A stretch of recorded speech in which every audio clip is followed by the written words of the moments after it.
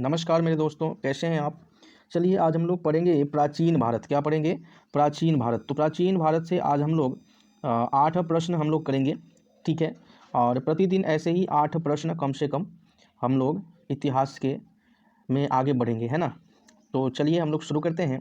ये सभी परीक्षाओं के लिए, जैसे आपका रेलवे से लेकर बीपीएससी यूपीएससी सभी के लिए बहुत ही इम्पोर्टेंट है। और मैं चैप्टर बाय चैप्टर आपके सामने रोज़ कुछ कुछ क्वेश्चंस आपके सामने लेकर आऊँगा, ठीक है। तो चलिए हम लोग वीडियो को शुरू करते हैं। सबसे पहले जो मेरे दोस्त चैनल को सब्सक्राइब नहीं किए, चैनल को सब्सक्राइब कर लीजिए।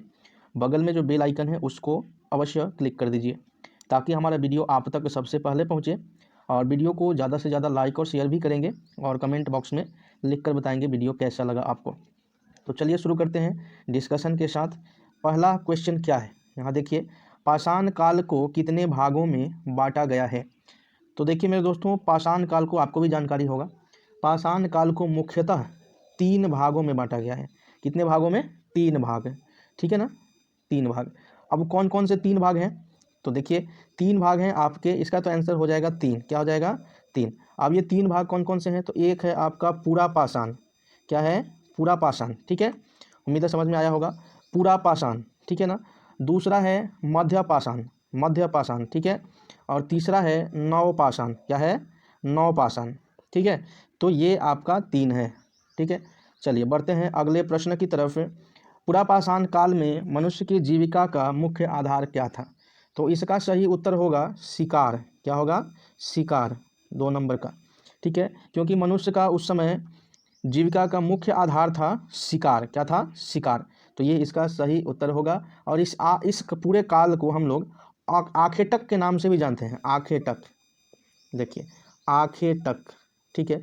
इस पूरा पूरा पाषाण काल को हम लोग आखेटक के नाम से जानते हैं, या फिर इसको खाद्य संग्राहक काल भी हम लोग कहते हैं, ठीक है। तो ये 2 नाम भी आप लोग याद रखिएगा, ठीक है। तो चलिए अब बढ़ते हैं आगे हम लोग तीसरे प्रश्न की तरफ। तीसरा प्रश्न क्या है? आधुनिक मानव को क्या कहा जाता है? जी हाँ, तो ध्यान दीजिए, आज से लगभग 36,000 ईसा पूर्व में आधुनिक मानव पहली बार अस्तित्व में आया, ठीक है। तो आधुनिक आधुनिक मानव को हम लोग होमो सैपियंस के नाम से जानते हैं। किसके नाम से? होमो सैपियंस, होमो सैपियंस के नाम से जानते हैं, होमो सैपियंस। तो इसका सही उत्तर होगा होमो सैपियंस। क्लियर है? सही उत्तर होगा होमो सैपियंस, ठीक है। चलिए अब बढ़ते हैं क्वेश्चन नंबर 4, बहुत ही इंपॉर्टेंट है। मानव काल द्वारा प्रथम, यानी मानव द्वारा प्रथम पालतू पशु कौन था? तो बहुत ही महत्वपूर्ण। तो मानव द्वारा प्रथम पालतू पशु आपका कुत्ता था, ठीक है, जिसे मध्य पाषाण काल में पालतू बनाया गया। और ये कब बनाया गया? तो मध्य पाषाण काल में इसे पालतू बनाया गया, ठीक है। तो याद रहेगा। चलिए बढ़ते हैं अगले प्रश्न की तरफ। मानव ने कृषि कार्य कब प्रारंभ किया? मानव ने कृषि कार्य कब प्रारंभ किया? किस काल में प्रारंभ किया, है ना। तो इसको हम लोग जानेंगे।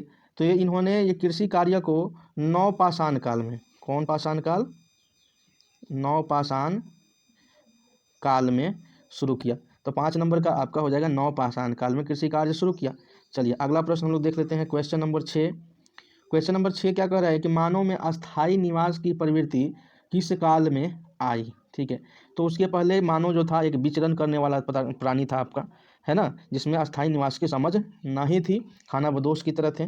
तो अस्थायी निवास की समझ कब आई? नवपाषाण काल में ही आई। तो इसका भी उत्तर होगा नवपाषाण काल, ठीक है, नवपाषाण काल, ठीक है ना। अब बढ़ते हैं अगला प्रश्न, क्वेश्चन नंबर 7, ठीक है, क्वेश्चन नंबर 7। चलिए क्वेश्चन नंबर 7 क्या है कि पाषाणकालीन सभ्यता का अनुसंधान सर्वप्रथम कब और किसने प्रारंभ किया? कब और किसने? तो देखिए, पाषाणकालीन सभ्यता का अनुसंधान सर्वप्रथम रॉबर्ट बुशफूट करके थे, रॉबर्ट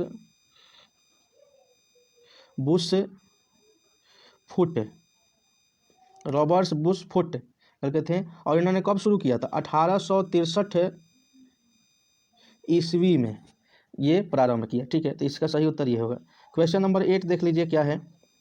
क्वेश्चन नंबर 8 है कि भारत में कृषि का पहला साक्ष्य कहाँ से प्राप्त हुआ है? भारत में कृषि का पहला साक्ष्य कहाँ से प्राप्त हुआ है? तो इसका सही उत्तर है मेहरगढ़, मेहरगढ़, ठीक है। इसका सही उत्तर है दोस्तों मेहरगढ़, ठीक है ना। तो मेहरगढ़ में पहली बार कृषि का साक्ष्य मिला है। ठीक है, तो उम्मीद है आपको ये 8 प्रश्न काफ़ी बढ़िया से समझ में आ गया होगा। ठीक है, तो चलिए वीडियो को ज़्यादा से ज़्यादा लाइक कीजिए, कमेंट कीजिए और शेयर कीजिए और चैनल को सब्सक्राइब दोस्त अवश्य कर